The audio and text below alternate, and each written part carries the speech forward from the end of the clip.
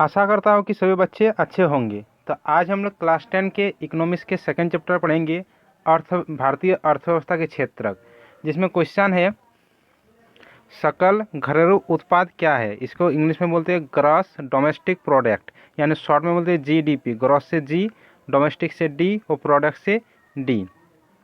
तो इसके परिभाषा में आंसर है तीनों क्षेत्रों को प्राथमिक, द्वितीयक और तृतीयक के उत्पादों के योगफल को देश का सकल घरेलू उत्पाद कहा जाता है।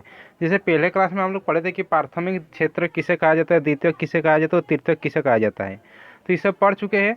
तो सकल घरेलू उत्पाद तीनों क्षेत्रों के उत्पादों में जो धन प्राप्त होता है कि धन के योगफल को देश का सकल घरेलू उत्पाद कहा जाता है। जैसे समझा देते हैं, मान लेते हैं कि प्राथमिक क्षेत्र में हमें, प्राथमिक क्षेत्र मतलब जो प्राकृतिक संसाधनों से हमें प्राप्त होता है, जैसे खनन, कृषि वगैरह से। जैसे प्राथमिक क्षेत्र से हमें 10,000 आय प्राप्त हो रहा है। द्वितीय क्षेत्र मतलब औद्योगिक क्षेत्रों से हमें 15,000 आय प्राप्त हो रहा है। और तृतीय क्षेत्र यानी सेवा क्षेत्र से हमें 20,000 आय प्राप्त हो रहा है। तो कुल मिलाकर हमें कितना आय प्राप्त हो रहा है? 10 और 20, 30 और 15 यानी 45,000। तो 45,000 हो गया हम लोगों का सकल घरेलू उत्पाद। तो इसी को सकल घरेलू उत्पाद कहा जाता है। तीनों क्षेत्रों के उत्पादों के योगफल को देश का सकल घरेलू उत्पाद कहा जाता है। इसके और एक परिभाषा हम दे सकते हैं। तो चलिए दूसरा परिभाषा देख लेते हैं। जीडीपी सकल घरेलू उत्पाद। सकल घरेलू उत्पाद इसका आंसर है अपने देश की सीमा में उत्पादित सारी वस्तु और सेवाओं के मूल्यों के योग को सकल घरेलू उत्पाद कहा जाता है। जैसे अपने देश की सीमा के अंदर, मतलब मान लेते हैं भारत है, हम लोगों का इंडिया है, इंडिया मतलब आय।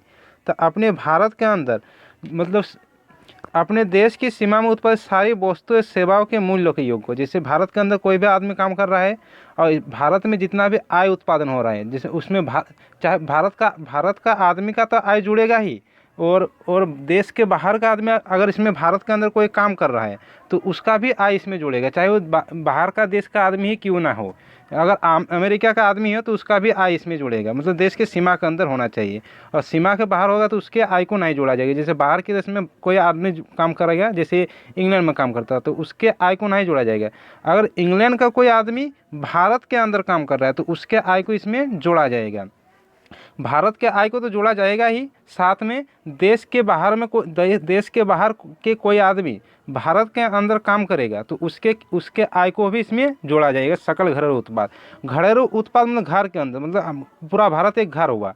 पूरे भारत के अंदर कोई भी आदमी काम करेगा, कोई भी प्रोडक्ट होगा, उसके मूल्यों के सब टोटल योग को हम लोग सकल घरेलू उत्पाद कहेंगे। और ये जीडीपी सकल घरेलू उत्पाद अपने देश की सीमा में उत्पादित सारी वस्तुओं और सेवाओं के मूल्यों के योग को सकल घरेलू उत्पाद कहते हैं।